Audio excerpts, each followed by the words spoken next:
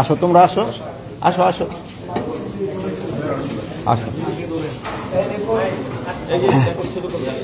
ছবি দিচ্ছে 1 মিনিট ছবি নিবে তারপরে শুরু করবে।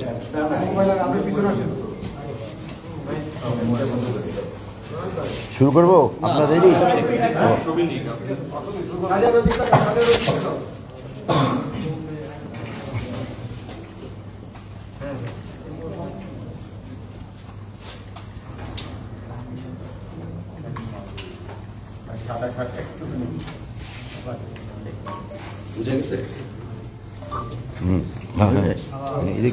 মানি লন্ডারিং এর টাকা, ঠিক আছে, গণ অতক্য প্যানিক সরবরাহ, এইসবগুলো ঠিক আছে। ডেভিড হান্টের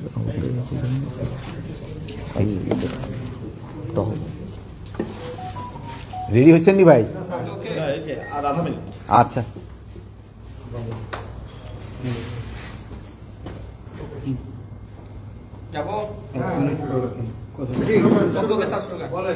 বিসমিল্লাহির রহমানির রহিম।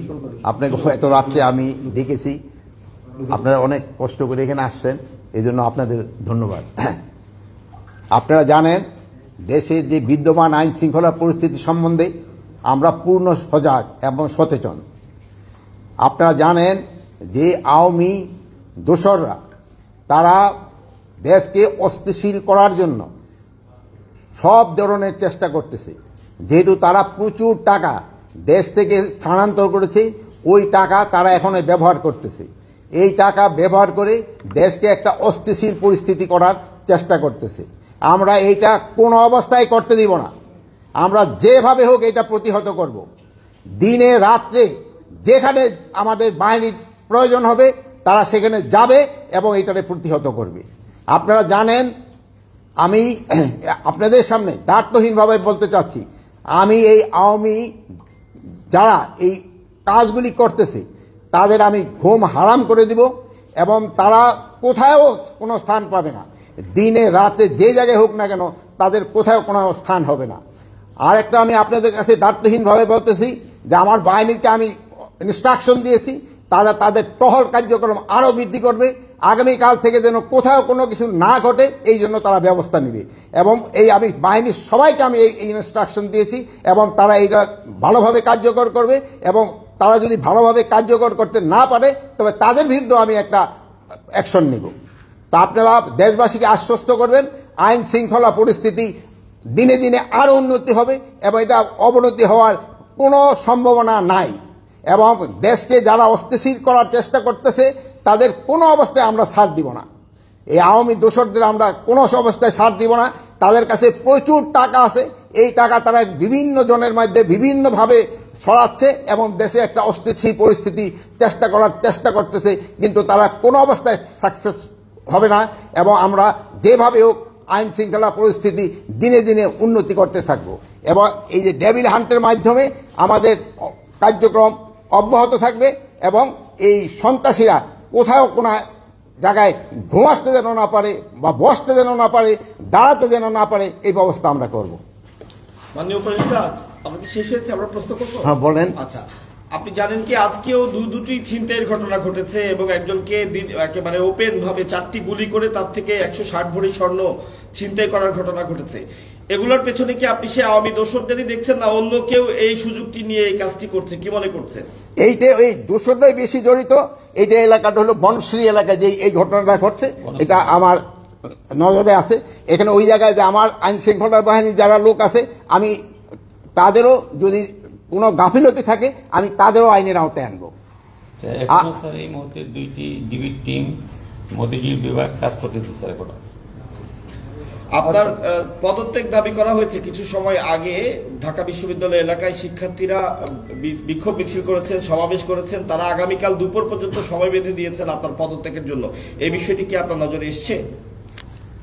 এই আমার এই পদত্যাগের ব্যাপারে আজকে তো প্রথম না, মানে তারা আমার যেই কারণে পদত্যাগ করতে বলে ওই কারণগুলি যদি আমি উন্নতি করে দিতে পারি তো আর কোনো পদত্যাগের প্রশ্ন না। তারা চাচ্ছে আইন শৃঙ্খলা পরিস্থিতি উন্নতি।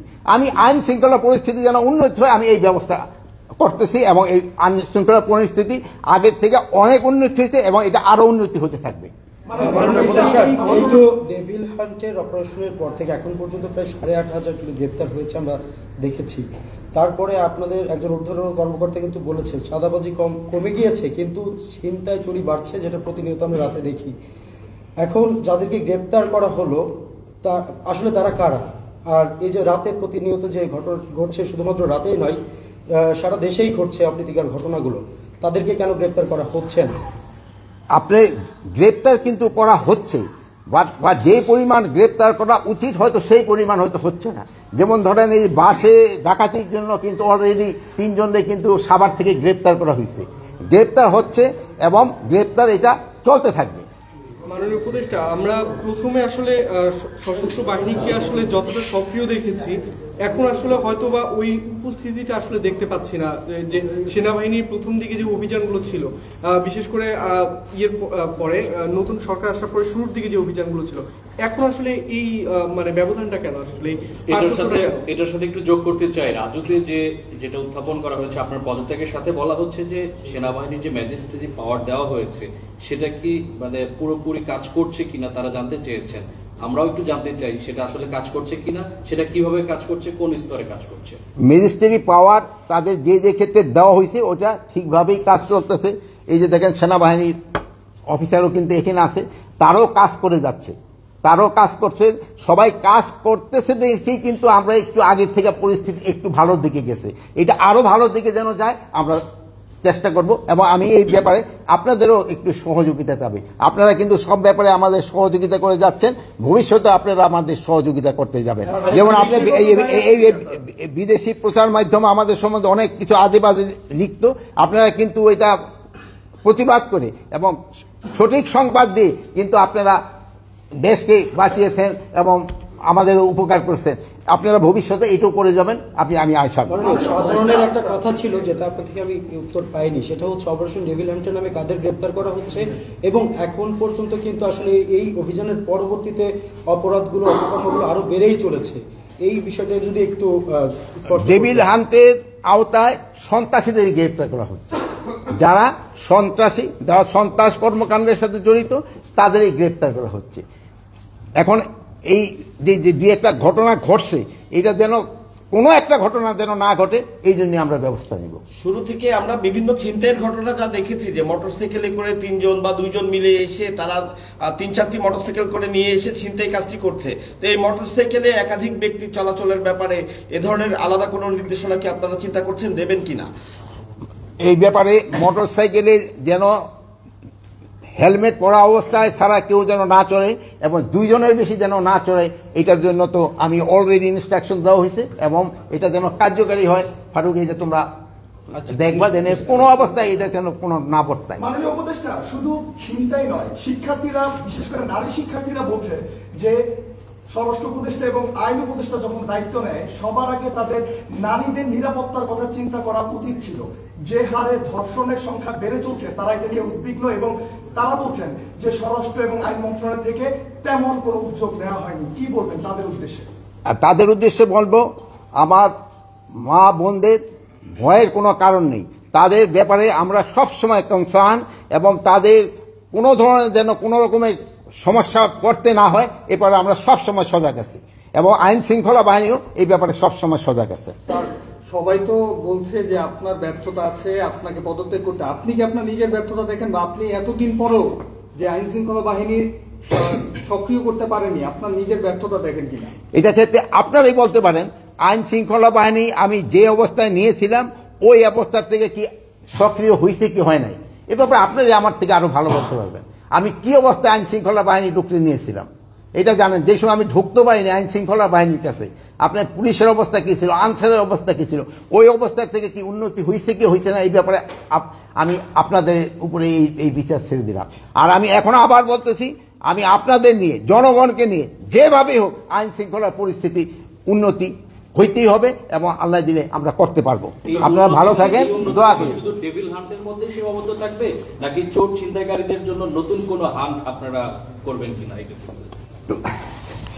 চোর সন্ত্রাসী এদের জন্য সবসময় এই ডেভিল হান্ট থাক বা যাই থাক না কেন, তাদের জন্য কঠোর ব্যবস্থা সবসময় নেওয়া হবে। সবসময় বলা হচ্ছে যে আসলে আপনারা যথেষ্ট চেষ্টা করছেন আর কি দেশের আইন শৃঙ্খলা বাহিনীকে আসলে ঠিক করার জন্য, কিন্তু প্রতিনিয়ত যে ঘটনাগুলো ঘটছে, হওয়া উচিত ছিল যে যারা এই খারাপ কাজগুলো করছে বা যারা ছিনতাই করছে তারা আসলে ভয় পাওয়ার কথা ছিল, কিন্তু তারা হচ্ছে প্রতিনিয়ত কিন্তু তারা সীমা লঙ্ঘন করে যাচ্ছে, প্রতিনিয়ত ঘটনার তীব্রতা বাড়ছে। তো আসলে কোথায় সমস্যাটা? আপনি নির্দেশ দিচ্ছেন কিন্তু সন্ত্রাসী দেখা যাচ্ছে প্রতিনিয়ত তাদের যে ইনসিডেন্ট ঘটেই যাচ্ছে, তাহলে কাজটা আসলে মিসিংটা কোথায়, ল্যাকিংটা কোথায়? এটার সাথে আমি একটু বলি, আপনি ডেভিল হান্টের অপারেশন ঘোষণা করার পর থেকেই অপরাধের প্রবণতা বাড়তে আছে।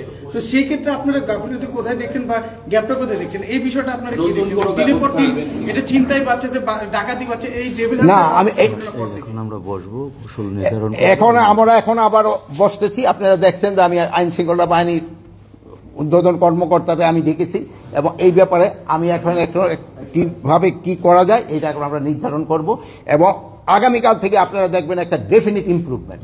আপনারা ভালো থাকেন, দোয়া করি। আল্লাহ হাফেজ।